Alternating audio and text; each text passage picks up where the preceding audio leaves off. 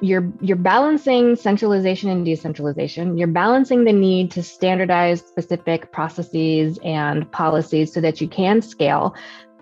And there is an amount of diversity that you want to retain because it's what gives the organization its lifeblood, right? You don't want to lose local flavor. You don't want to lose ideas that incubate locally. You want to preserve all of that and yet achieve some level of consistency to make your organization a little bit less complex. That is the challenge for the organization. And there is not a single answer. I could not on today's conversation be like, and this is how you do it. It looks different organization to organization. And I think there's going to be some trial and error for us. Deborah Rainey is the Chief Operating Officer at the Entrepreneurs Organization with over 15 years of experience in nonprofits. She held leadership positions at Conservation International, transforming the grants and contracts function, focusing on centralizing management of U.S. programs and providing support to field programs in 30 countries.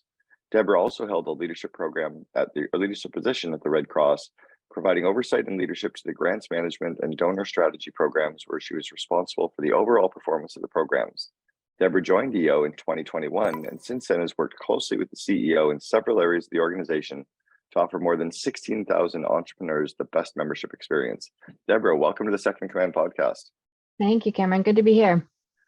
Yeah, really looking forward to getting to know you and learning more about you and your role.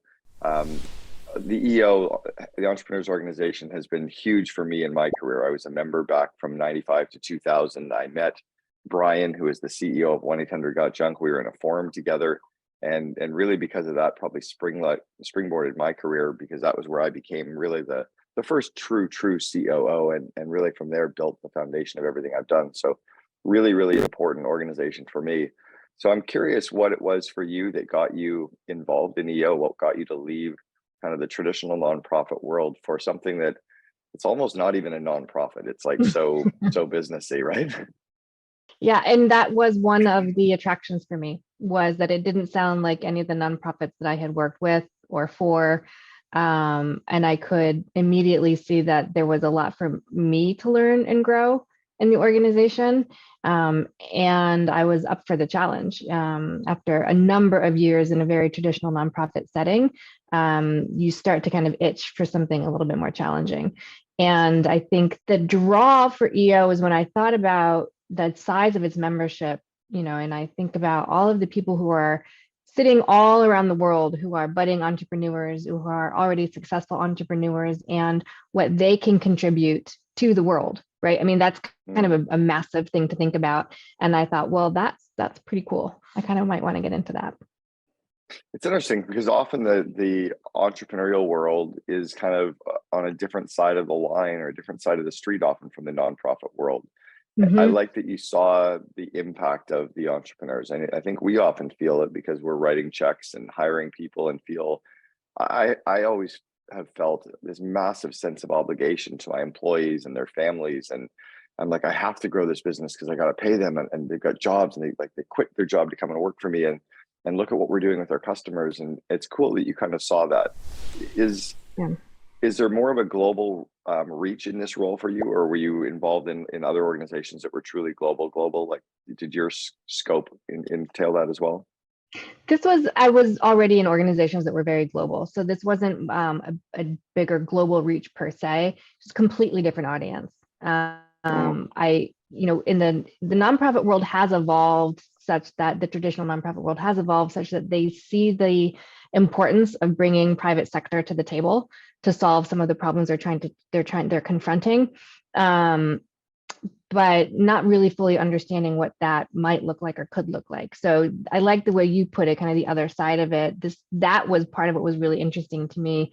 But I also wanted to stay global. So it wasn't necessarily that this was more global or less global than what I had previously been doing. I just understand that to fully think about potential in the world, you have to think on a global scale. And I personally just want to continue to do that for myself. Yeah, it makes sense. And you joined kind of in the middle of COVID. So I would imagine that the EO global office was a remote office at that time. Mm-hmm. Or were they coming into the office? Were they? Yeah. Yep. Still largely remote. And it was an interesting time to join for sure. I certainly met everybody remotely over Zoom for a long time. Yeah, and how did you get to know people that way? Like, are there a series of like questions, or what did you do? Like, how do you get to know? Because it's an organization that has so much history and people that have been there for years and so much culture, deep-rooted culture and values. How did you get to know everybody? Well, I had to go to member events, right? So my staff I could talk to frequently, and we could build relationships over time. It's not at all the same in person, but I understood pretty quickly that for me to really start to understand the organization, I had to go to some events. So within, I think, the first 2 months, I went to Nerve, our big member event on the East Coast. Had met in there. I thought, oh, okay. There is a lot here for me to learn. But that was the only, and I say to people who come to the organization and are new in EO, really the only way to understand it is to get to a member event. Mm-hmm. Yeah, and by member events, you mean like the big regional events, like the Nerve and the Alchemies and the Texas Roundups and Canada Or Conference, all that. anything where you're going to be able to meet members. Honestly, anything. If you're at a smaller dinner and you have a chance to talk to members, you're immediately surrounded by a diverse set of people who all do something different for a living. Some of it you might not even understand. And you could be at a table of 8 people and have that same experience. Yeah. I remember when I first joined EO, my forum trainer was a woman named Joan Mara. And Joan came in and said the way that you're going to get the most out of the organization is to jump in head first and to be as vulnerable as you've ever been in your life, because the more that you share, the more that you open up, they're going to open up with you. Was that a learning for you as well within EO? Does that kind of permeate up through the organization, that kind of culture? Absolutely. And it took me a little while to get comfortable with it. Right. Right. So the first event I went to was Nerve, the US East event, and there was a Women of EO luncheon that I was able to go to, and they had table work, right? And they had some really deep questions for the table to work on. And I was sitting next to a member who turned to me and said, have you ever done something like this before in a work setting? And I was like, nope. I have not, but let's hold on and let's do it. And that permeates, the same thing kind of permeates the expectation for how you deal with your own teams or interact with your own teams. There's this expectation that you get to a level of connectedness that doesn't necessarily surface in other organizations I've worked with. Yeah, I had never gone that deep with anyone unless it was like after a fifth of tequila or a couple of really good spliffs that I got. It was either really high, but like there was no, and then all of a sudden it just became natural. You just kind of open up. I think that's something that is really powerful in the organization. Do you carry that level of openness and vulnerability in your work setting with your peers, with your coworkers, with your teams as well? Is that kind of part of the culture of EO? It is inside the business. Yeah, it is. We had just recently, we were able to get all of our staff together for a global staff week, and had a session where it was expected, actually, that as a staff person, you would tell your story and share your story in kind of a TED Talk kind of a style. And the very, very cool thing about that is you have people who just feel safe doing that. In a quote unquote professional setting, right? Because it's EO. And I honestly can't imagine that happening anyplace else I've been. And it's just a given. It's just a given that it's safe to be vulnerable here. It was interesting. I was a guest on a podcast last year called A Little Bit Culty. And it was, I was being interviewed of when company culture goes too far and moves from a great culture into culty. And I said that often I think the things that are so good about a company culture, if you go 1% further, it's culty, but right.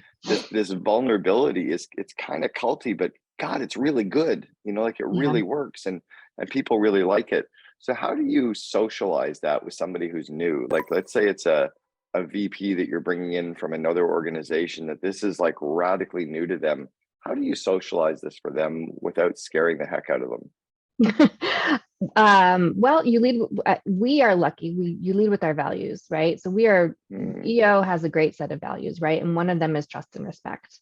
So already you're leading with, if you're not comfortable sharing something with me, we have a value, trust and respect. I get to respect the boundaries you're going to set, right? And when we're onboarding somebody new, we are absolutely leading with their values. This is who EO is, right? Yes, we are a learning organization and we foster connections between our members, and connecting across the staff is also very important. But when it's time to set a boundary, we have our trust and respect value to lean on. And I honestly, I think the values are not necessarily EO values, right? They resonate throughout your life. And so you don't need to be familiar with EO language necessarily to understand them. And it makes it very easy for onboarding new staff to be able to use the values. That's interesting. I like the fact that you even said that you kind of respect their boundaries as well. Like, you're not going to push them into it. You might welcome them into that area of vulnerability and encourage it, but you're going to respect their boundaries and let it happen organically as well. You're not going to force it. No, it's not, and it can't be forced, right? I think that's where you start to get people the opposite happens. They start to disengage. Right. That's huge. That makes a lot of sense. Can you just briefly let us know what the Entrepreneurs Organization is? Because there's a bunch of listeners that I don't know how they haven't heard of it yet, but that don't know what EO or the Entrepreneurs Organization is. Sure. So at its core, it's a membership association for entrepreneurs. We have, I think our purpose tells us what we're aiming to do. We want to move the world forward by unlocking the full potential of entrepreneurs and enabling the transformational growth in the lives of our members. And we believe that building a community, a connected community of entrepreneurs allows that to happen. I remember when I joined the organization, I think their core purpose back then was to build a better entrepreneur. And I remember just kind of feeling that and going like, but what was so interesting was so much of the work that we did wasn't necessarily about building a company.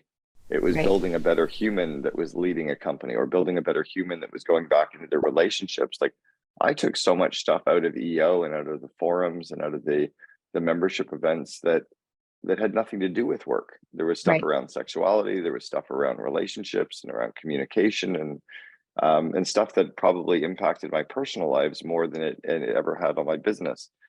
Is that kind of a core focus of EO as well still? Yeah, and I think that's why we talk about the transformational growth in the lives of its members. That transformational growth could translate into your personal life or into your professional life, right? But it is the growth aspect of that that's important. Okay. And then, so you come into the organization in the middle of COVID, you're meeting all of your coworkers via Zoom. So there's a little bit of the vulnerability. Going to the membership events, you're meeting them all. How do you think, or how long did it take you to feel settled in your role? Well, I've been in this role just over a year, and I would say it probably took the full year, and for sure. And even just over a year, there is still an immense amount for me to learn. And there are still really parts of the organization that I feel really need to dig into. And this role was new, right? This role was new in the organization. They created the COO role, and whenever that happens in an organization, the position evolves. So you evolve with the organization, and the position evolves with the organization. So settled is a little bit of a tricky question, right? So settled meaning I think I'm okay after a year, but the whole thing will continue to evolve. All right, we'll see what happens tomorrow, right? Yeah. I think that's actually the first honest answer I've heard around how long it takes to get settled too. People are always like, oh, like 90 days. I'm like, there's no way you can be in an organization in 90 days, feel settled and understand the history and the people. And so what do you think it was that you did to help to get people to know you? How did you get people to, understand who Deborah was and what makes you tick? You have to invest the time. I mean, I realize it sounds a little bit oversimplistic, but you just have to invest the time. So for my direct reports, for example, it really wasn't a matter of having half an hour conversation, right? You have your traditional one-on-ones, right? We're going to set up our one-on-ones and blah, blah, blah. But you actually have to invest a little bit more time than that. And I think establishing a type of communication with colleagues that is direct. You don't have the benefit over Zoom of truly understanding people's body language. And so committing to very direct conversations and open conversations is, I think, one of the only ways to establish that this is our space here. Yes, it's virtual, but this is our space. And this is how I'm going to respect you by being open and direct with you. And I'm going to expect the same back. And that gives us, I think, a strong foundation to build a relationship off of. And was EO already a kind of hybrid, remote and office space? It was. Yeah, we were. And that was, from a recruitment perspective prior to COVID, I think that was probably one of our great selling points. We could offer that. And then COVID kind of put everybody remote, right? Mhm. So are you going back to an office culture now at all, or are you staying remote? Do they have any We were, thoughts around that? yeah, we are still remote, actually. We have an office that people can come into, and people do come into, and they use it for meetings. But we are not at a point where we're mandating people to come back. Hmm. I think the overall, it's still a pretty tricky question for most organizations. Employees have gotten used to being able to work remote. So if you take that benefit off the table, how many candidates in your pipeline does that take out, right? Yeah, I don't know what the term is. The cat's out of the bag or the horses are out of the barn. Like it's it's over, man. Like the whole I don't see it possible. Maybe if you're a small company, but I don't see it possible to go and recruit the best people anymore. And I also don't think it's the best for people to force them to wake up in the morning and get ready and drive 35 minutes into an office and have to pack their lunch or go spend money because they can't just grab it out of the fridge and then drive home in traffic again. Like all that wasted time. And then the reality is, are you really going to find the best people within a 30-minute drive to your office? Like, no, they're Yeah, remote, yeah, right? Or you miss opportunities to have great people. So I think you're yeah, approaching it the right way. yeah. Why do you think the CEO chose you? And why did you choose the CEO?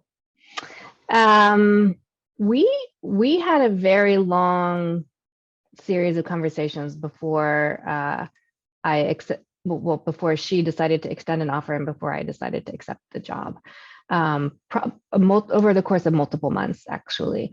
And I think we were able to make the final decision because I felt like I was coming in eyes wide open. It wasn't just reading a job description and having a series of canned interviews and then being like, okay, well, trust your gut. Mm. It was actually quite a lot of one-on-one time and one-on-one conversation with the CEO, where to get both of us to the point where did we share a vision for how the CEO and COO should work. It's not, again, not just a matter of assessing qualifications and fit, but do we share a vision for what this relationship is going to look like? And that process, I think, is what got us to be able to make the decision. That's interesting. How did you end up deciding who did what, or was that already clearly laid out? Was it clearly like this is your roles, these are their roles, or? Yeah, well, I think we're still working on it, right? What falls into the purview of the CEO versus COO, again, as the position evolves. Um, we looked at, there's a really great article that HBR has, second in command, right? So we actually looked at that and used that as our conversation piece. So when you look at these different types of COOs, which ones do we think are the right fit for the organization and the right fit for the CEO, right? It would have been a very different conversation if we had picked different COO profiles. And that was a really useful way to have that conversation. The CEO had put in a lot of thought into the things that really she didn't think should be CEO work anymore, pretty specific things. And I had a chance to look at that list of specific things. So I think, which was a bit of a bottom up approach. So looking broadly, these are the types of COOs, and can the two of us get to a common understanding of the type of COO the organization needs? And then looking more granularly, like, well, okay, Deborah, here's a specific kind of task that's on my desk that I think a COO should do. And does that scare you or does that interest you? Very healthy conversations around that. That's amazing. I love that you mentioned the HBR article. It's the misunderstood role of the second in command, or Yeah. misunderstood role of the COO, and it came out about 15 years ago. I actually reference it in my book that's coming out in January. I'm just launching a book called The Second in Command, and it's how to unleash the power of a COO. And that article was really very formative for me when I was the COO at 1-800-GOT-JUNK. I was leaving the organization, trying to describe to people what I'd done, and I realized that I'd gone through a transition as well of the type of COO I'd been. When I entered the organization, I was definitely the kinds of the executor and the change agent, because I had Brian had never built a franchise company, and I'd already done it twice. And then I more became kind of the partner. It was like divide and conquer. Do you know do you remember the 7 types of COOs to be able to say which one you were? Like I can rattle them I off if don't you don't. remember all of them off the top of my head, but we aligned on partner quite closely. And I think that still stays relevant today. There was another one, and I don't remember the title of it, but it focused on complementary skill set. And and in our conversations, we both agreed that the right fit would be a combination of those two, a partner approach with a complementary skill set. And I think that approach has held true for us so far. Are one of you more, I also talked that it tends to be like one tends to be more outward facing, one tends to be more inward facing, or is there a bit of that as well? There is a bit of that. Yeah. I think the CEO tends to be more outward facing. And there was, when we were talking about it, that felt fine to me. That's basically what I'm used to in other organizations I've worked with, where the CEO is a more outward facing position. Well, it's interesting. It's not even always, it's probably the case, I'd say 80% of the time from my research and doing the book, I've noticed there's some CEOs who are the very inward facing, more level 5. They don't want the outside world. They're often coming out of the engineering space or the technical space, and they hire the COO, who's kind of the outward facing business development side of them, as their partner. And one example would be Shopify, where Tobias Luque is the engineering, very inward, and Harley Finkelstein as COO is kind of this outward facing, gregarious biz dev guy. So it's cool. Like, you are in the more traditional of those roles, but it isn't. It's why the role is so misunderstood too, because it's like, it's so different, right? Why did you select working with her? Like, because you selected the organization, but you also mentioned that you really did like that relationship. Were there a couple of things that she did or demonstrated that you said, yeah, that's it? I was simply grateful that it was not a formulaic approach to bringing this position into the organization. And that said to me that the CEO is investing in a long-term vision of what this role should be for the organization. I can see, your CEO, you're busy, there's stuff you want to get off your desk. You just want that CEO to come in and take the stuff off your desk. And there's a reason why you want it to move really quickly. But the fact that she invested the time, it was the first recruitment process I'd been through where I had that amount of time with the CEO directly, talking about different issues. And it's very easy to see how that approach translates into the actual work, right? If we can be thoughtful enough about that process, then that tells me that we can be thoughtful enough about other things we might want to do for the organization together. That's interesting.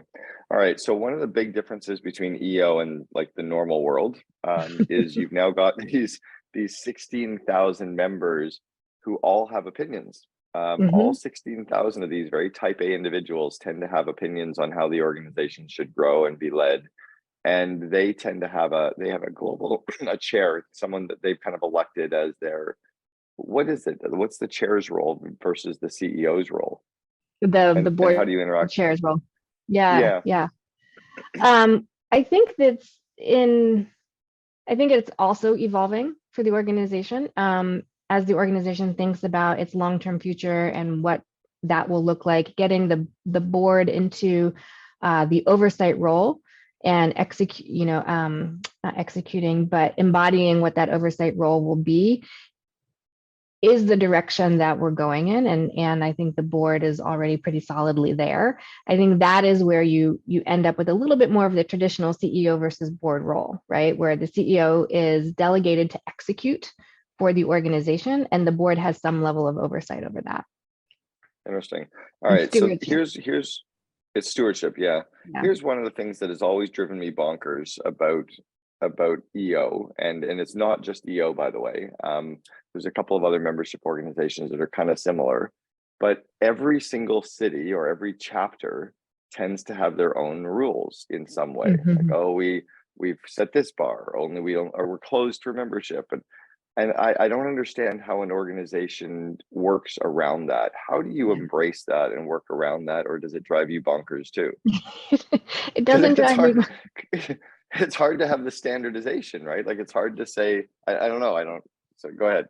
No, it doesn't drive me bonkers because it is part of the challenge I'm attracted to.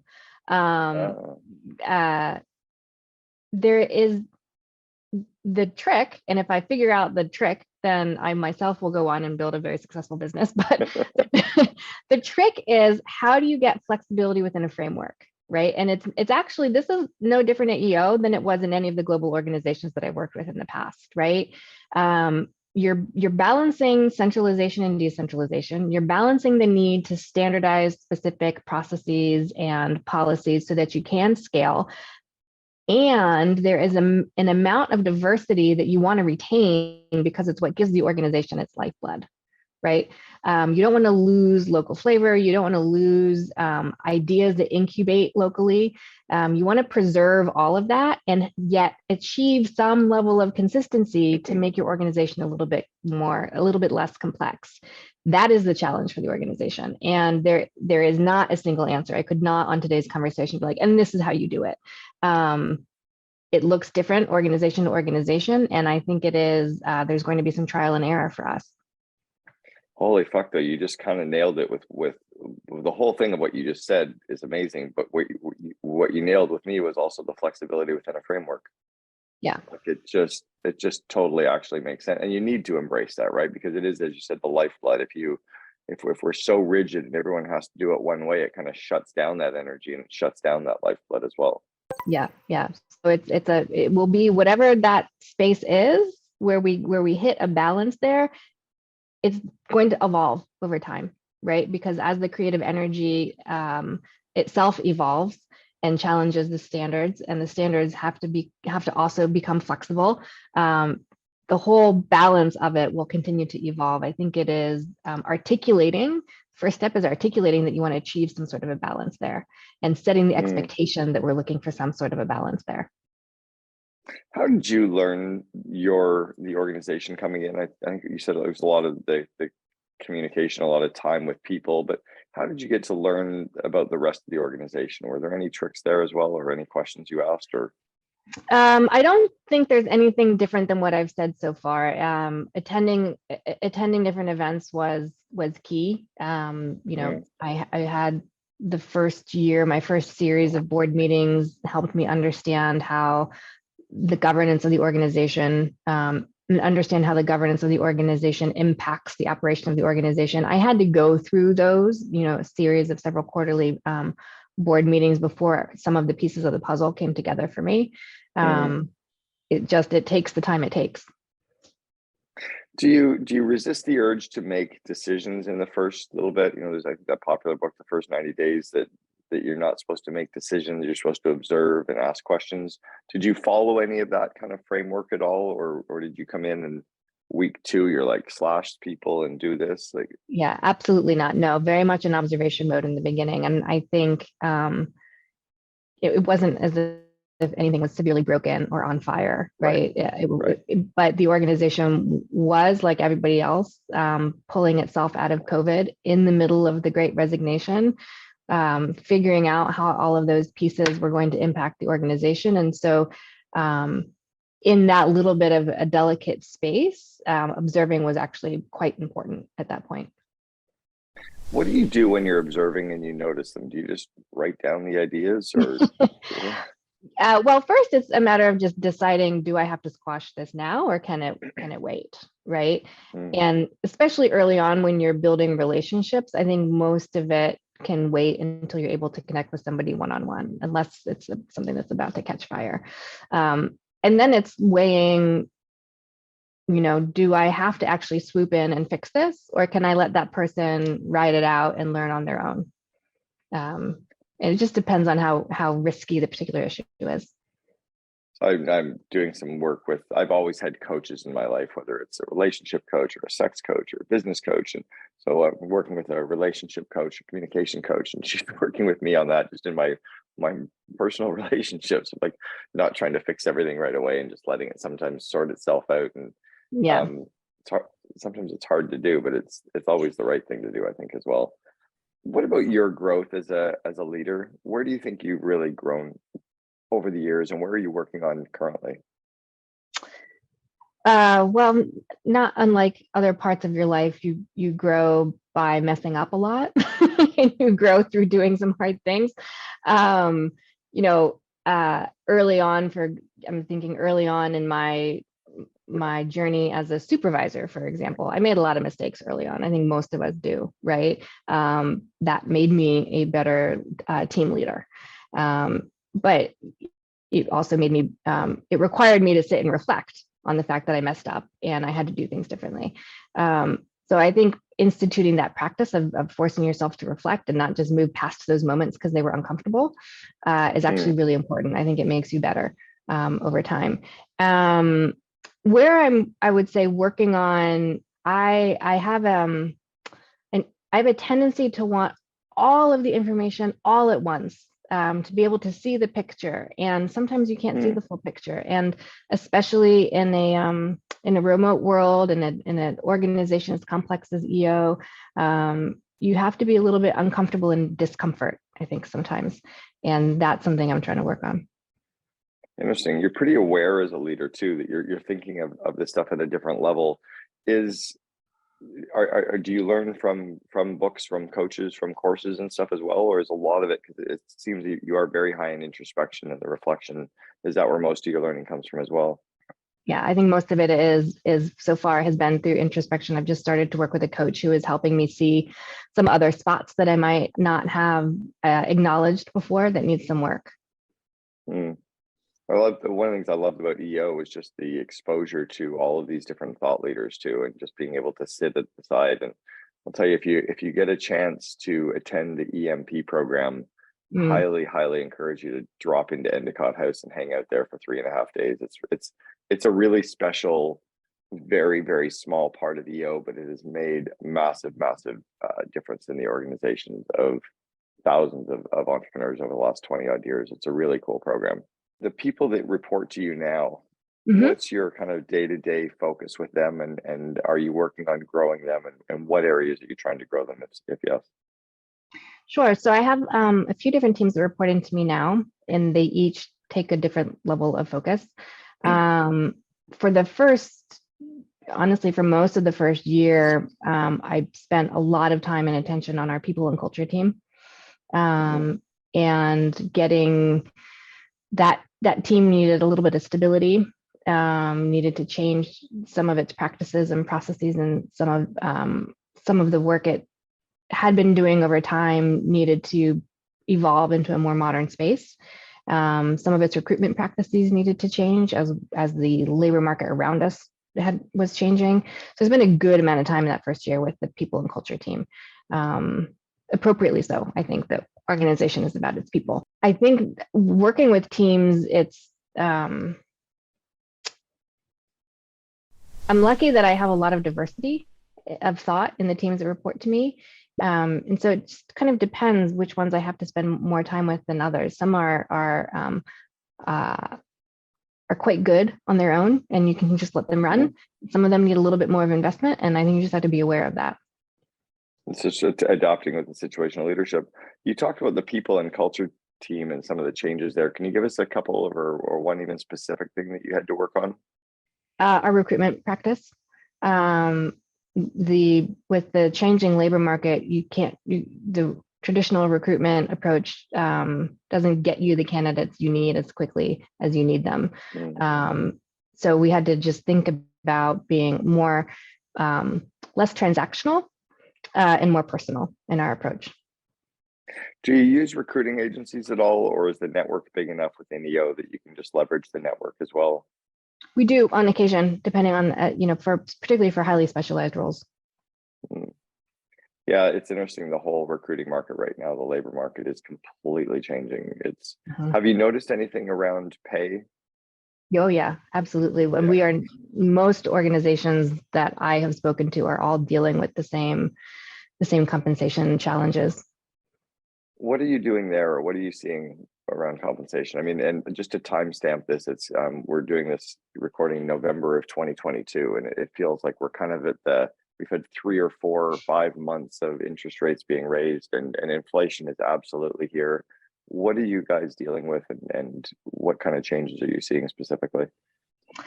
So some of the changes, you end up when the compensation is increasing across the market, you end up with salary compression in the organization. So, the person who might report directly to me is actually quite close to me in salary. So you end up with salary compression, you end up with equity issues. You you have to basically reevaluate your whole compensation practice to make sure that as wages are rising, you're continuing to pay in an equitable way, you're continuing to pay competitively in the market, and you're continuing to bring everybody along at the same pace. And I think most organizations have had to completely relook at their overall compensation approach, as have we. Yeah, it seems to be a really confusing area for people right now. I mean, I tend to say, well, you know, you have to raise rates or raise what you're paying. And then I'm like, well, where the fuck does that money come from? And like, how do you charge more? It's like, it seems to be like this almost kind of phonetic pace to keep pace, or phonetic amount of change to keep pace. I'm not sure that's really the right direction. Or when is the resting point, right? When does it start to settle down and we realize, well, now we're in this, you know, quote unquote new normal? Is that on the horizon? How long can you do this push pull with the market? Yeah, I mean, I definitely think that right now we're hearing of all the major tech companies doing all their rounds of layoffs. So I think there's certainly going to be a little bit more employment opportunities for people to accept jobs, but that doesn't mean that they can have a normal or a good life with the money that they're making because of inflation. So we're almost, it's kind of betwixt. So I always feel tied up with the core value side of things, right? That I almost feel like I need to pay people, but then where does that, so how do you rationalize that? How do you work through that? Well, right now, I think it would be impossible to keep up with inflation. I just don't see how you could. I just don't see how you could do it. I think making sure that you are benchmarked competitively in the marketplace and having a process for benchmarking yourself competitively in the marketplace is a fair approach to take. And if you're true to that, then I think you can sit on the fact that you're being fair to the whole workforce. I heard one of our COO Alliance members recently talking about that they feel like one of the things they need to do, yes, like to look at the benchmark and look at pay, but they almost need to teach all their employees to start living within their means, which is something that this generation has forgotten to do. But you know, the Gen X, maybe not even so much Gen X, but certainly the baby boomers and above, they understood that. Like they had money coming in, they budgeted, they lived within their means, they cut, they didn't have 7 TVs in their house. They didn't have an 80-inch flat screen because they wanted one. Like they couldn't afford it, so they didn't buy it. And I think there was something really interesting about that, which was, yes, we have to pay people fairly, but people also need to ratchet back their expectations a little bit to not live within this. Do you have any thoughts around that at all? I think that might be a bridge too far for us to go to approach tough, that. Right? Yeah. Yeah, it's hard. It's a bit of a dicey area to get into. Yeah, so I don't, maybe that's more like a discussion for CEOs to have with each other, but not necessarily with the employees yet. I don't know. Yeah. It's interesting. All right, I want to go back to the 21, 22-year-old Deborah Rainey. You're going to give yourself some advice. You're just starting off in your career. What advice would you give the 21 or 22-year-old Deborah that you know to be true today? Sure. That it's okay to not take a linear career path. 21, 22-year-old Deborah had you have to go this direction and this is what the world expects of you, and that's what you do. And I think very few people I know now in my life ended up with a linear path. And I think telling 21, 22-year-old Deborah that that the path is not predetermined is what I would say. I'm going to pass that on to my 21-year-old son. We were speaking about it last night at dinner, and I don't think I was able to articulate that it's easier to draw the path backwards than it is to draw it forwards. Oh, yes. Right? Well said. Yeah. So Deborah Rainey, Chief Operating Officer from the Entrepreneurs Organization. Thanks very much for sharing with us on the Second Command podcast. Thank you, Cameron. Wonderful to be here. Very appreciative. Take care. I think when you're young, you just kind of think the world's ahead of you and you know better than everybody and you're about to just embark on this crazy, awesome career. I wish I would have sought out more mentorship, like proactively, and done it earlier and in a much more meaningful way, just because of the impact it's made on me and my career.